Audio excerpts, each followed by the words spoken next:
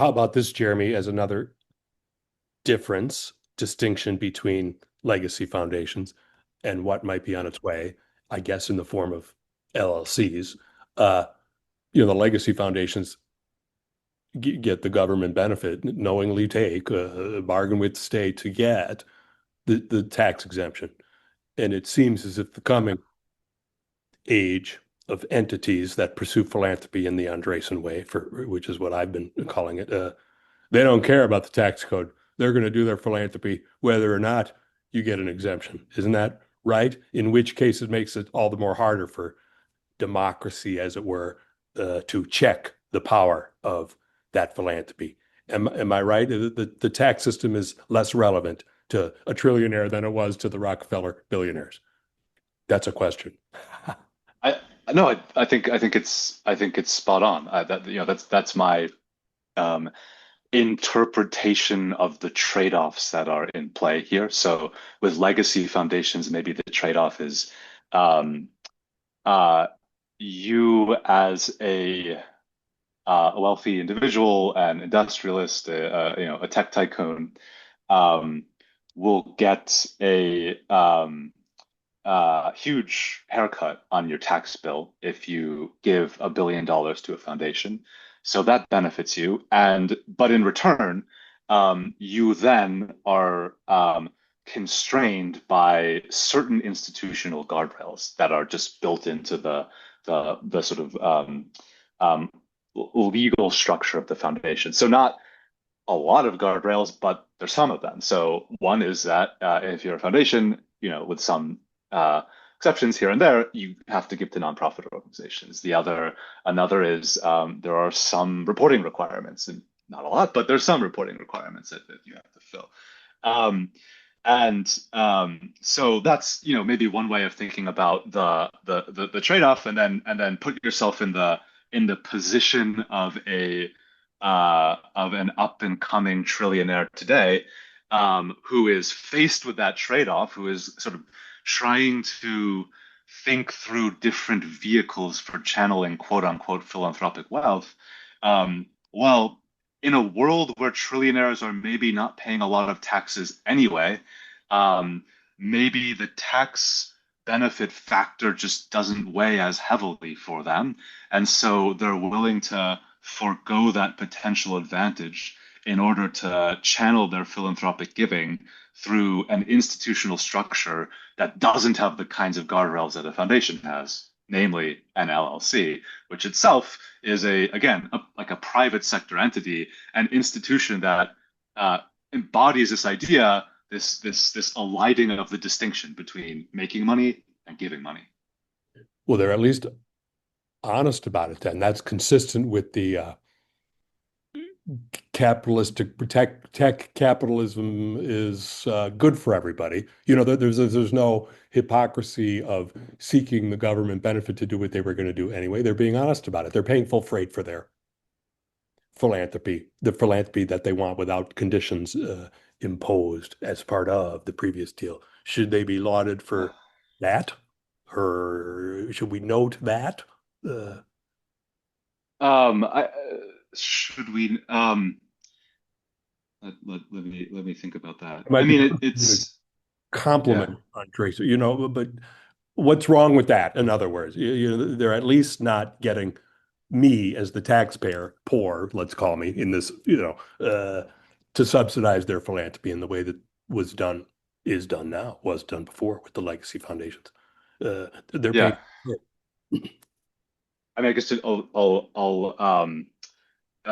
maybe look at your question from a sort of adjacent vantage point and just ask, is it um, is it better or worse world where foundations don't exist and wealthy individuals uh, pursue all of their philanthropic giving through LLCs and other kind of like private sector like vehicles? Is it better? Yeah, there's a kind of normative way of thinking about that question, and there's um, you know, like a political science approach you could take to it. I don't know. Like, I will put my cards on the table and say that I do not in any way endorse the position that um, more foundation giving is just sort of um, is better. That there's a linear relationship between foundations having more money and giving more money and any kind of democratic goal that we seek to pursue. So I'm not. So it's not. Yeah, I don't think it's necessarily bad that new institutional forms are emerging, uh, and creating sort of more sort of yeah institutional diversity in how philanthropy is practiced. Hmm. Hmm. Uh, One might say, so if that's a question of me, I don't know either. You know, Yeah. uh, but I do know that a policymaker asking him or herself themselves that question has less tools in the toolbox in the new, non-tax reform act legal structure surrounding philanthropy. That there's not much that what's left for the democratic expression of discontent with philanthropy in the new age of trillionaire philanthropy uh, Yep. to use, to rely on, I mean, you would just have to, what, you're going to ban them, increase wealth taxes, some propose that, as opposed to tinkering with the code about how many states you can do electoral, voter registration stuff or something like that. How does democracy, how do people in a democracy, citizens, discontent with what's being done with the power of big tech trillionaire philanthropists, what do they do? It's a harder world for there to be an expression of discontent in the new, Yep. in the new LLC world, as it were. Definitely. I would just add to that. So not only in LLC world, but if we're taking an inventory of the new kinds of institutional forms that are shaping philanthropy today, it's also the world of donor advised funds, which Yeah. in some way feel more problematic to me from a sort of just like a normative Yeah. perspective than LLCs because donor advised funds there. I mean, that really does seem to me like an institution that pretends to be a foundation without actually being constrained by what is maybe the most important requirement imposed on foundations, which is giving out money every year. So there is this sort of um, what seems to be a little bit dubious deal of a sort of an immediate reduction in the tax burden when you give money to a donor advised fund, but no obligation to pay out funds in any short time frame, and also no transparency, accountability requirements, as I understand. Yeah. Yeah. So that's a way station towards the new age where there would at least where the lack of where you couldn't, what do I mean to say, a DAF allows you to be a private foundation without the conditions. The Yeah, LLC new age, yeah, you're not pretending. I guess that's another version of the same thing I said before. You're just saying I'm spending my money on X, Y, or yeah. Z, to include politics, by the way.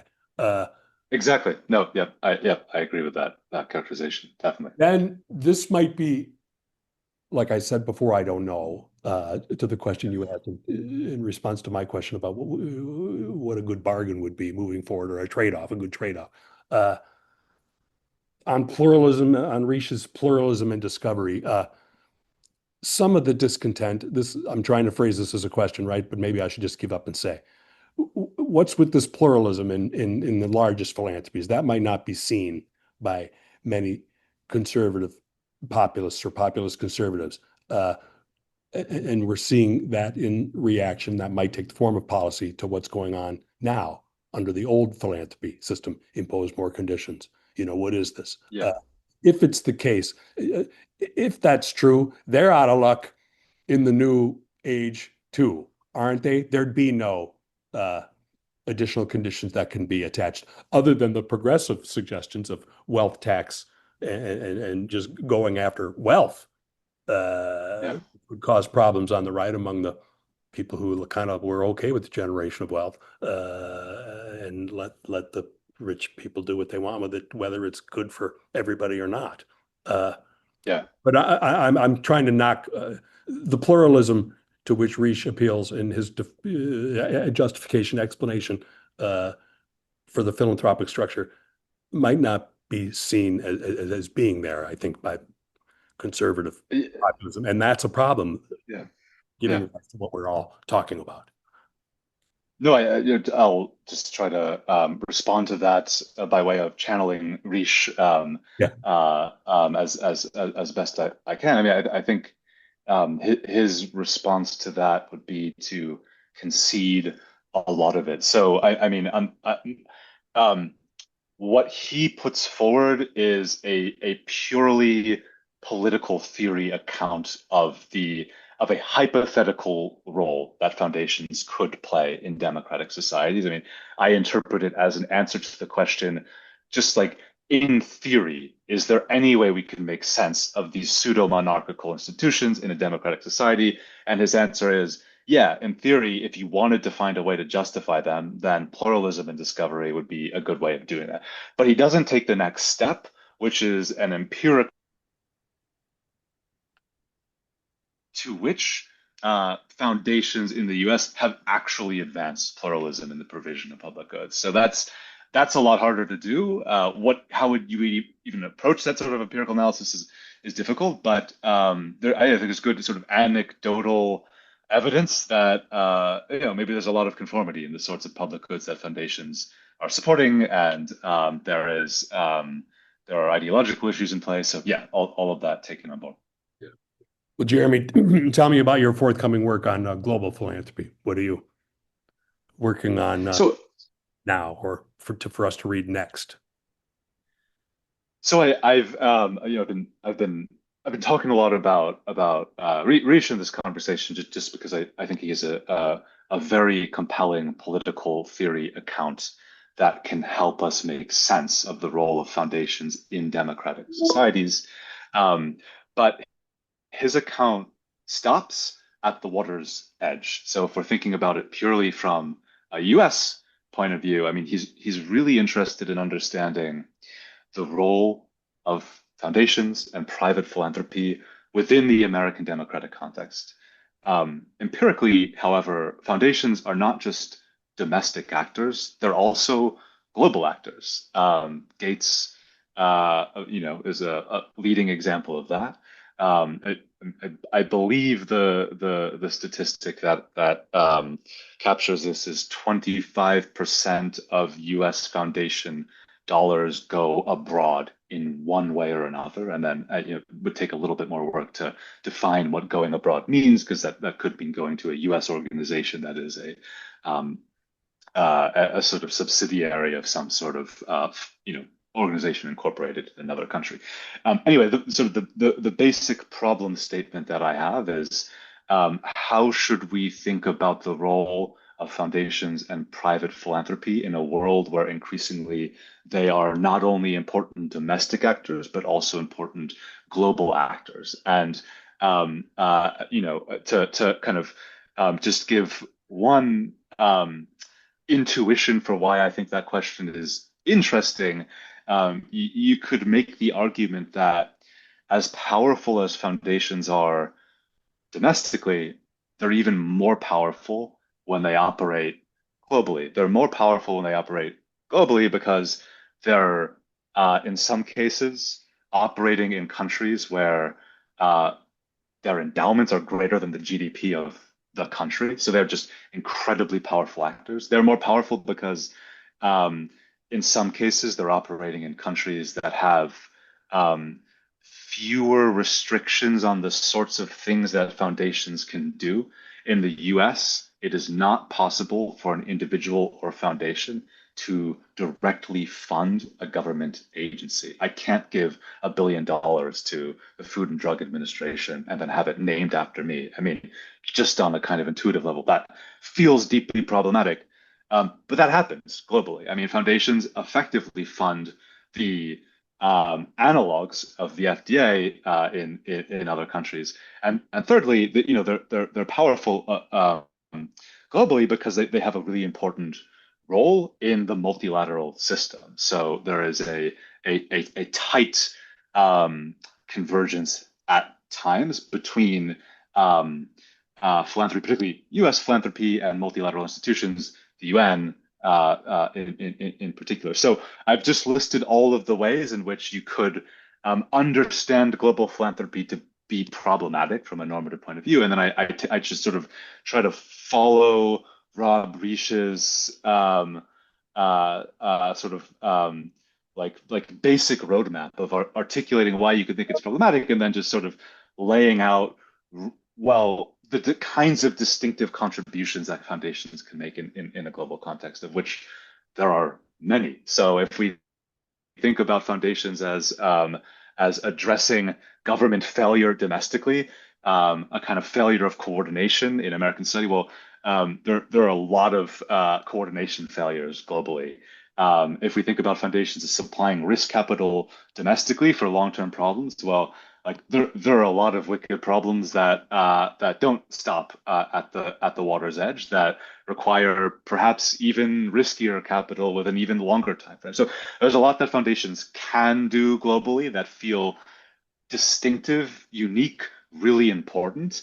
And there are also a lot of ways in which the global operation of philanthropy violates potential intuitions about a democratic global society. And what I'm trying to do is just kind of yeah, like take that ledger and figure out what it is, and then try to come up with some way of negotiating between what's on the one side and what's on the other side of the ledger.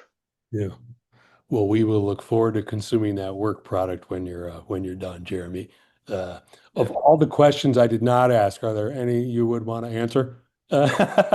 Just as a catch-all, anything else you want to highlight before we thank you? Um, I let me just say this conversation has been just really energizing for me. So lots of questions, lots of different areas we could go in, but I think Yeah. you've guided us well through a Oh, through a well, through a that's vast terrain of kind of theoretical and empirical questions. So thank you for that. you don't need to.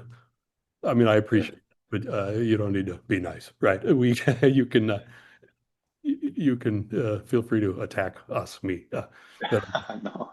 but let me thank you for taking the time to do this with us today, Jeremy McKey, and we will hopefully keep in touch.